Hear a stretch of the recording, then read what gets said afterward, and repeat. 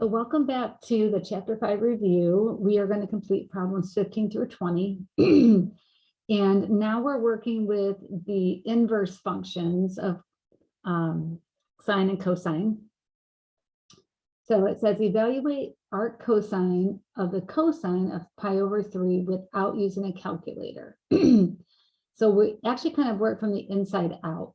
So we're going to say at 5 pi over 3, what is cosine? Well, 5 pi over 3 is the same as 3 pi over 3 plus 2 pi over 3. So we know that we want 180 degrees plus another 2/3 pi. So we're actually in this third quadrant. So we're really at a negative pi over 3 is really kind of where we're at. And pi over 3 for cosine is 1/2. It's in the fourth quadrant, and cosine is positive in the fourth quadrant. So cosine at 5 pi over 3 is 1/2. So then we're going to look at arc cosine, or the inverse cosine of 1/2. And we're going to find out that the inverse cosine is always we're going to be looking at in the first quadrant. So it's positive 1/2 at pi over 3.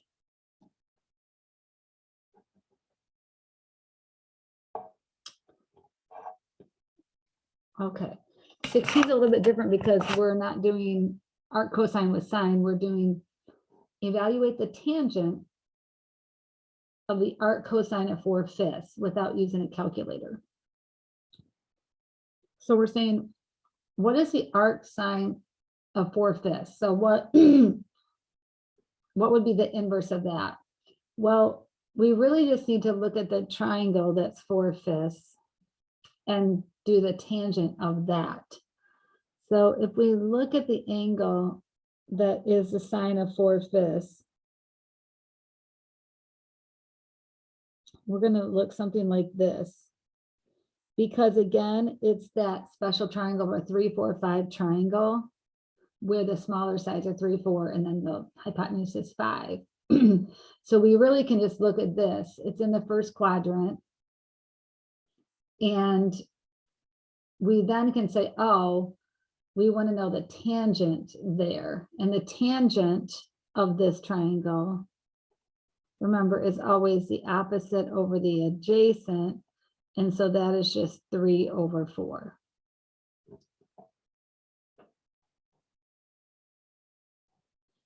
Number 17, I graphed in Desmos. I kind of forgot about this one. So that one's graphed in Desmos with the Desmos link from before. Then let's move to question 18. So question 18, going back to the beginning of chapter 5 a little bit here. Okay. It says we have a Ferris wheel that is 250 feet in diameter. So all the way across is 250 feet. It makes one revolution, so the circumference every 4 minutes. So it goes 360 degrees every 4 minutes. So we're actually doing a lot of unit ratios. What is the angular speed of a passenger in degrees per minute? So angular speed means the degrees per minute. So we can see that 360 divided by 4 minutes. So per minute, it's traveling 90 degrees per minute. Assuming the passenger is on the edge of the wheel, so they're like here maybe, what is the passenger's linear speed in feet per minute? So the distance that they're traveling per minute. So their distance is the circumference, which is pi times d, which is 250 feet in diameter times pi. And they're traveling that per minute. And so that means that they're actually traveling 250 pi over 4 per minute. So that's the per minute is divided by 4, which is 125 pi over 2 if you reduce it. And if you put that into Desmos or a calculator, so let me grab my calculator here.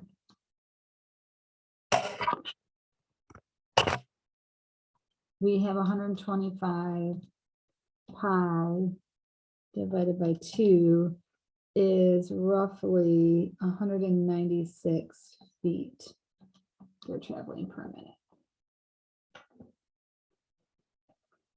minute. Okay, number 19 says a wire of length 40 feet is attached to the roof of a building. Okay, I'm going to kind of draw, there's my roof of my building here.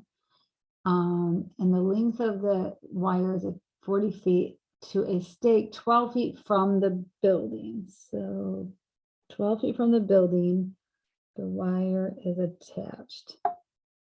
And the wire is 40 feet long.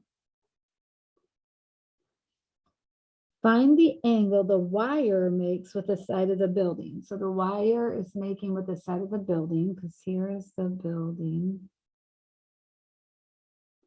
So we're talking about, this is the angle that they're talking about, theta, the wire that it makes with the angle the wire makes with the side of the building. So we have the side opposite and the hypotenuse. So we have sine is opposite over hypotenuse. So the sine of theta is equal to 12 over 40.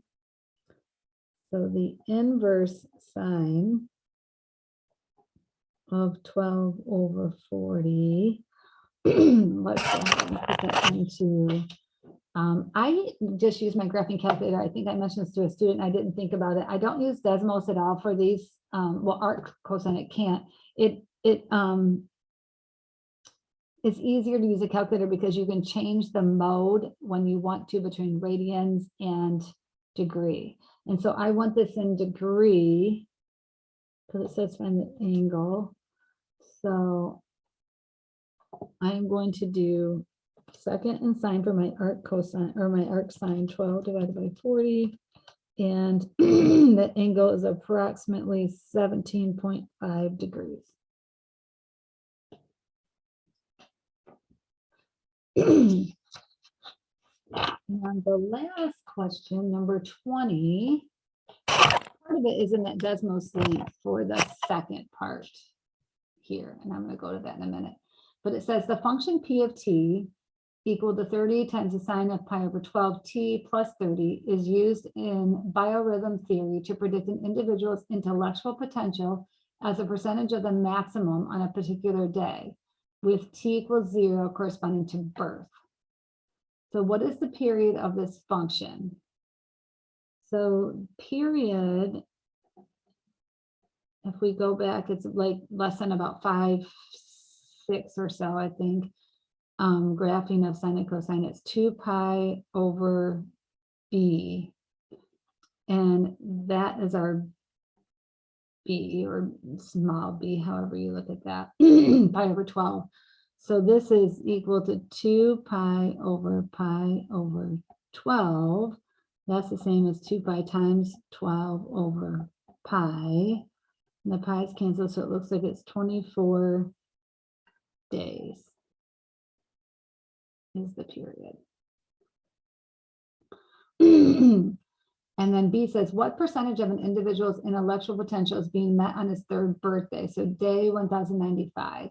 So it's particular in how you type this into Desmos. But if we go there and show you,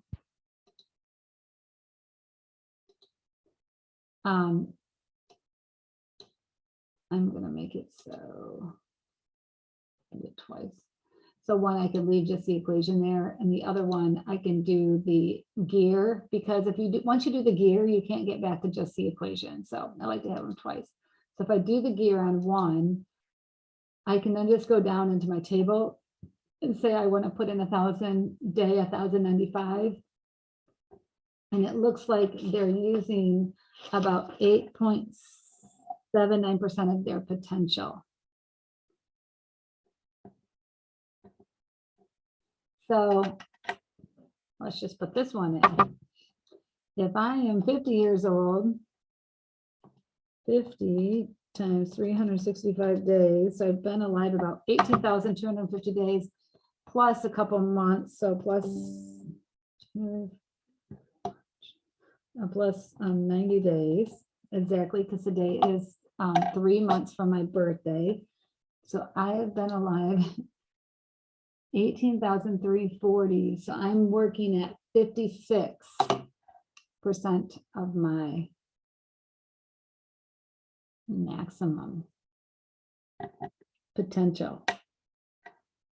So it looks like if we go up here and graph this, it goes down and then goes, it's up and then it goes down. So interesting.